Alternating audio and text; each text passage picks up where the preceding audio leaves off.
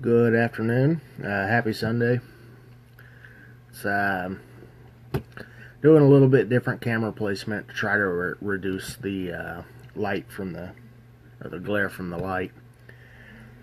I typically try to do this a little earlier, that way I can use the sunlight outside. I can leave the light off, but it just didn't happen today, so we're going to get this over with and then get back to our duties, because I'm working on the next book and I need to get back to it. So, Order of the Trident Speculum, Chapter 14, A Way Home.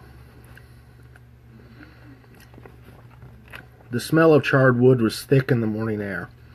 Billowing clouds of black smoke filtered through the leafless trees in the distance, making the perpetual dark sky seem even darker. The earth shook for miles from the sheer mass of troops clamoring over the decimated site. The Druslayers stood atop a hill at the forest edge, watching the swarming army overrun the shattered keep. They looked like tiny black ants in the distance. Ravion stared at the blazing beacon, listening to the echo of war cries from the shadows below. A pang of guilt overcame him. A part of him regretted leaving them to their fate, but what assistance could they offer against an army he knew nothing about? If he stayed, it was likely he'd be among the dead. He wasn't afraid of death, quite the contrary, but he also wasn't foolish. Rushing headlong into eons of conflict wouldn't be the answer to any of his questions. Glancing around, he found the faces of his brothers. Something told him they were all thinking the same as he. Galleon told me the orcs would overrun the southern lands if the keep fell. I wonder if any of them made it out. Gareth slapped his hand on Ravion's shoulder. There's nothing you could have done. This isn't our home. We don't know the beasties of this land. I'm sure we'll have many chances to learn them.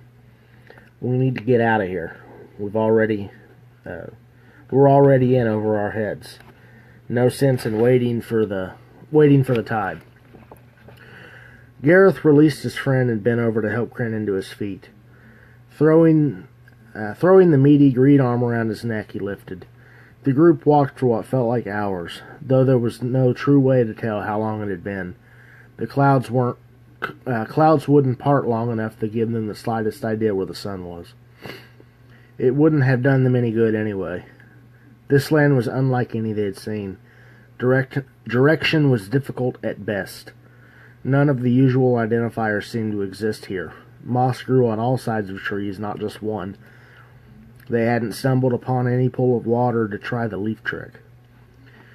Reaching a thinning between two patches of trees and the vast plain on the other side, they gently laid Crennan down to rest. Ravion leaned against one of the gray-bark trees, looking out to the waist-high grain.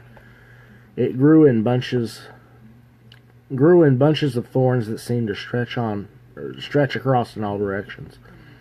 One thing was certain: it was going to be difficult to cross, much less travel in a straight line. A dreadful feeling crept into him. His hand on the wicked dagger, he snapped around, searching the clearing behind him. It's the third time you've done that since we left the woodlands. What are you looking for? Gareth pulled himself up and looked the same direction, not finding anything. I've got this lingering feeling we're being followed. I can't explain it. Running his fingers through his lengthened red hair, he let the notion pass and turned toward their destination. We should keep moving. Aye. Gareth searched the area once more, ensuring there was nothing there. Shaking his head, he pulled Crennan to his feet and secured the weakened orc. Demetrix moved into position on the other side, easing the weight on the bald warrior. There was no telling how much longer they needed to walk, and it seemed foolish to let him exhaust himself when they could be ambushed at any moment. Ravion sliced through the thick bristles, clearing a path through the field. He hated using the ancient weapon for such a mundane task, but it was better than shredding their clothes on the needle-like protrusions. Listening to the dry stalks snap under his boots, he pressed on. Darkness came and went several times, cycling the seemingly short days in the barren field.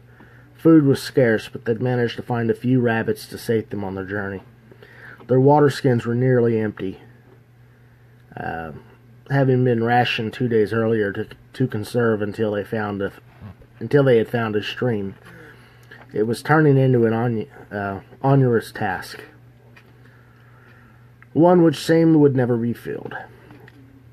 Nearing exhaustion, they climbed a large hill overlooking the spanning flatland. The cool breeze carried the sound of civilization.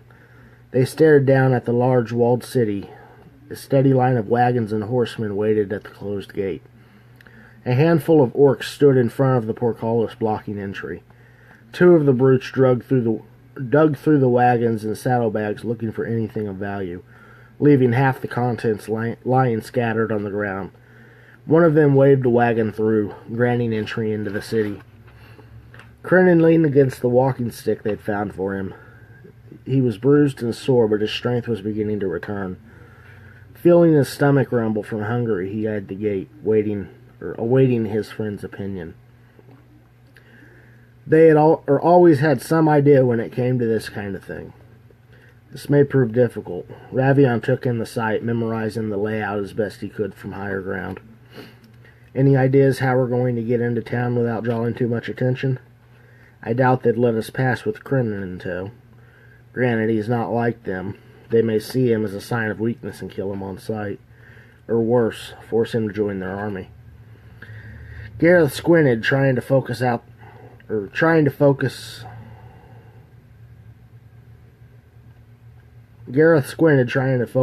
details. Aside from the orcs, do you see anyone wearing armor or carrying weapons? Ravion shielded his eyes from the dull glow of the clouds, hoping it would somehow grant him a clearer image. No, just the orcs. Exactly.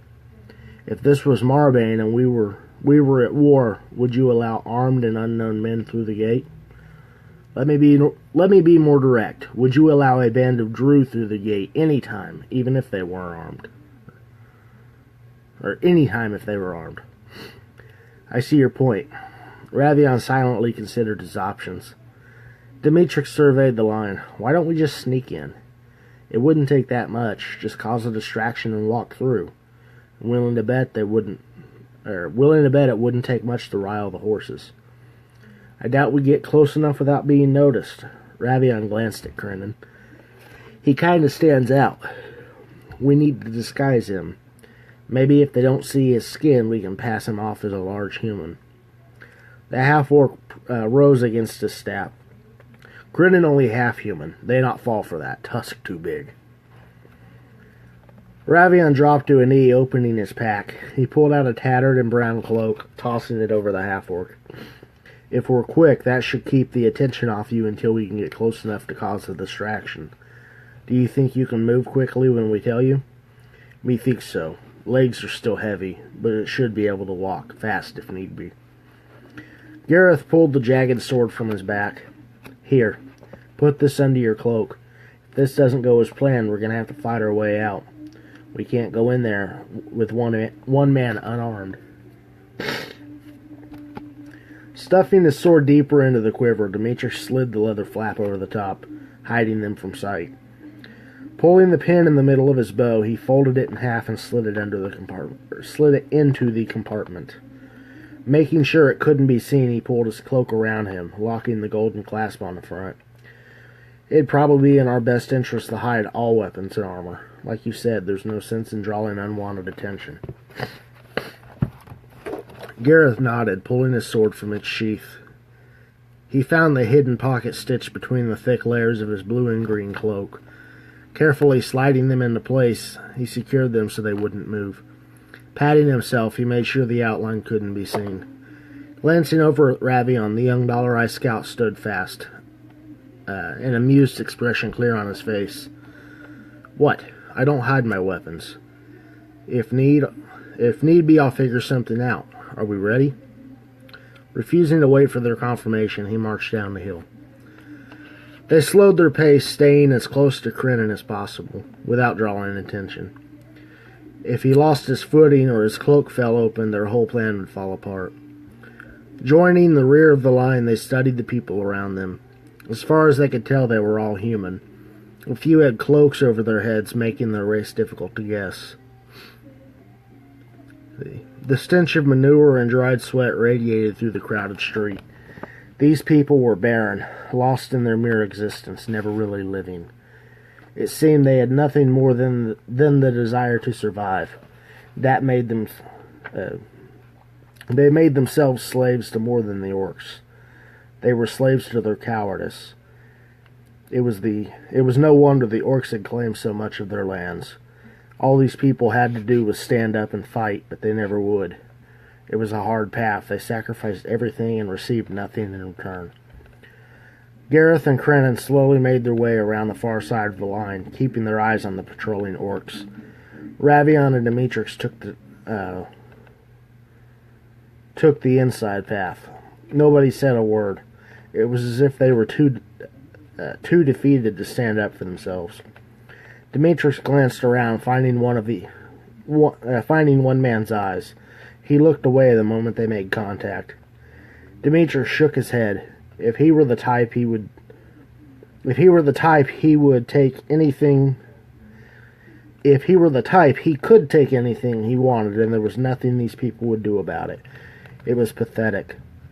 Sighing his exhaustion and his contempt, he returned to his task. Keeping eyes on the others, Gareth nodded, signaling intent. Pulling Krenin a few steps from the open gate, they waited. Demetrix watched the orcs carefully. They were abusive beyond need. They destroyed nearly everything they touched, taking pleasure in it. He watched one of them slap an old woman, knocking her to the ground. He kicked her in the stomach, laughing his dominance away. Another approached, taking position over her. Pulling his member from his armored pants, he relieved himself atop her, aiming the golden liquid at her face. The Dollar-Eye Ranger stood in shock. How can these people simply accept this treatment? They have a choice. They just have to make it. Chaos erupted behind him. Spinning around, he noticed one of the wagon hands lying in the dirt. The basket he'd been carrying was busted, and the apples scattered about the ground. He felt a shove into his shoulder, sending him to the side. Narrowly catching himself, he watched one of the orcs force his way through. Cracking a whip, it exploded across the boy's face, splitting flesh wide open in a sea of crimson fluid. The crowd snatched up the loose fruit as quickly as they could, hiding it away from the orcs. Demetrix was lost in the sight of the boy. He couldn't have been much older than 12. Pain shot through him, watching the orc bring his plated boot down atop the boy's head. He was dead. There was no denying that. Closing his eyes, he turned around, hoping to be out of this infernal place as soon as possible. Glancing to Ravion, he gave the signal and slipped a jagged rock from his sleeve. Ravion watched his brother move into position. Returning the gesture to Gareth, he reached out, quickly slicing the leather harness secured to the horse's wagon.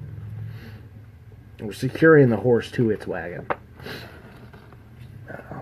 Demetrix stole a quick glance around, making sure no one was watching him. Certain of his stealth, he jabbed the tip of the sharp stone into the hind haunches of the horse, burying it into the beast. It reared back and kicked, launching the near-empty wagon into those behind it. The remaining straps caught, yanking against the unsettled horse, and throwing the wagon master to the ground. In pain and feeling entrapped, the horse buckled and kicked, toppling carts and scattering their loads. The people scattered, trying to avoid the frenzied animal and spilling carts.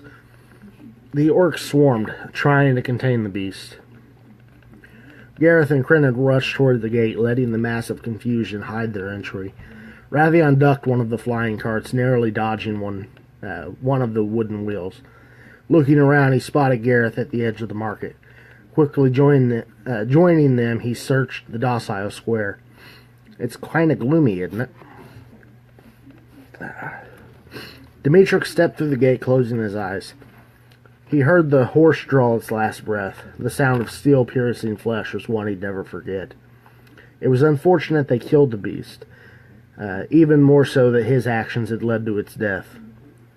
Reaching his brothers, he glared his disdain to Ravion, saying more in silence than he could in words. Ravion gave a half-hearted smile, acknowledging he understood. Letting the weight of his shoulders, letting the weight off his shoulders, Demetrius glanced around, searching the barren market. The few items on display were of little to no value. How can they live this way? These people have spent their entire lives in fear. I wouldn't be surprised if there were random hangings to keep the population manageable in the event of a revolution. What are we doing here? We don't know where to go or what we're doing. Hell, even if we figure it out, how are we supposed to do it? Get home. Gareth kept his cloak pulled tight, ready to draw his swords at a moment's notice. We'll figure it out. Right now, it'd suit us all to have a hot meal and a good night's sleep. We can move in the morning. A gravelly voice echoed in the shadows behind them, offering warning. I'd advise you to choose your words wisely while in the open. This city has ears in the most unlikely of places. They jumped, spinning around to find a man wrapped in a dark green cloak. An oversized hood hid his facial features. I thank you for the words of advice, though I don't believe we've had the pleasure of being introduced. Ravion gave a respectful bow, keeping his sword at the ready if the stranger attacked. The man lowered his hood, revealing a freshly shaven middle-aged face and a head covered in short green brown hair. His skin tone lacked all pigment, showing he hadn't spent much time in the sun. Though the constant clouds overhead, it was a wonder how many of these people looked any different. Forgive me, it seems I forgot my manners. They call me Krazier. And by they, I mean that's my name. I'm Ravion. These are my brothers, Gareth, Demetrius, and Krenin. Would you mind showing us to the inn? Perhaps we could buy you a drink. Ah, thank you for the offer. Sadly, I must decline. I have other matters to which I must attend. I would, however, like to offer you a proposition. He glanced around, ensuring no one was listening. Ravion leaned a bit closer to hear what he had to say, but kept enough distance in the event the old man attacked. I can tell you're not from this world. Call it an educated guess, but I've seen that look before. Once upon a time it lingered upon my face. I know a place here in town that has exactly what you need to find your way back home. Gareth crossed his arms, staring the man down. Answer me this. If you know all of this, why haven't you retrieved this item for yourself? You're clearly of able mind and body. What's the catch? You're perceptive. That's good. You'll need it to get home. And you're not wrong about there being a catch. I am unable to obtain what's needed, but I am but one man. As you can imagine, it's quite difficult to find trustworthy allies in this place. But you four, you know how to work together. That's the key to making things happen. He paused, quickly searching the market for eavesdroppers. Locking his sight on an orc patrol, he turned his attention back to Ravion. My apologies. I am out of time. Continue toward the center of town. You'll come across the wounded stag. Riding isn't so common around here, but you'll know it by the broken stag horns over the door. Ask for room 2. You'll find everything you need in the footlocker. And if you decide to work with me, meet me here. First light 3 days' time. Without another word, he took a step backward and disappeared in between the buildings. Well, that was insightful. Demetrius searched the shadows for the man, knowing he had to still be there, just waiting for the chance to move. He recalled Leviathan using the same trick multiple times. At least we have a lead on how to get home. I've grown tired of this place already. Gareth turned, gaining his bearings. The inn is this way. Section break. Is that it? Krenin stared out from under his hood, studying the run-down structure. Do you see any other buildings with broken antlers over the door? Demetrius asked sarcastically, concealing his smirk. The out-of-place half-orc searched the surrounding buildings. I don't see any. Never mind. It's a shame Malachi couldn't be here with us. I always underestimated his ability to babysit. It doesn't seem like a good idea.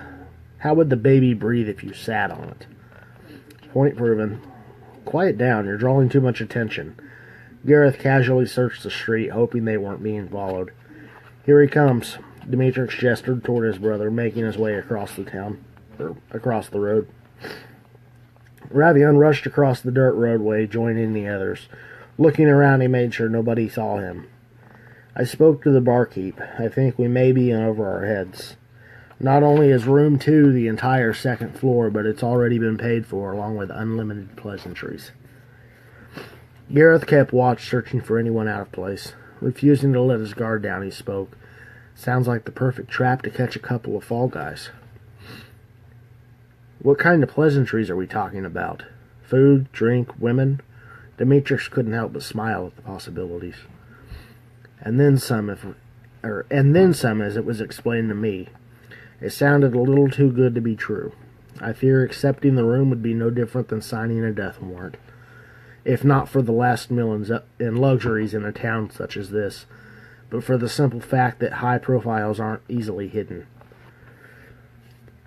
The moment the orcs come for us, they'd know right where we are.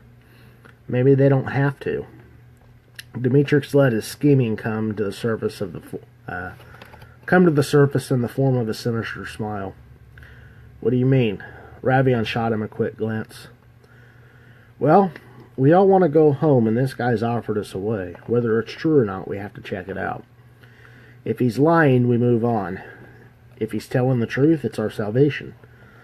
As far as the room goes, he just said further direction would be found in room 2, not that we have to lodge there.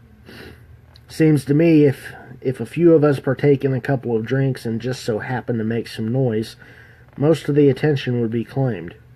That would allow one of us free rein to explore the upper levels. If that someone just happens to stumble upon room 2, I don't see any harm in observing whatever information may or may not be present. At least then we know what we're dealing with, and if the price is too high. Ravion glanced at Gareth with a slight shrug. He has a point. Cranon volunteered a drink. Gareth shot a stern gaze to the half-orc. If we were home, it wouldn't be a big deal for you to play the distraction. Unfortunately, we're not. We can't risk you being caught if things get out of hand. It's best you hang back as a lookout in the event we have to make a quick exit. I'd feel more comfortable having you as backup if we need it. Crennan lowered his head. I understand. Who's going upstairs? Gareth glanced at Ravion, and then back to Demetrius. Ravion's already made contact with the barkeep. It might be in our best interest if the rest of us remain disassociated. I'm usually up for the sneaky breaking and entering kind of thing, but I think you'd want to but I wouldn't want to overlook a small yet important detail and mess up our chances of getting home.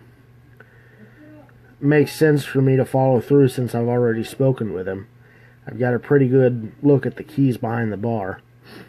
I don't think I'd be able to pick the lock if I go up during a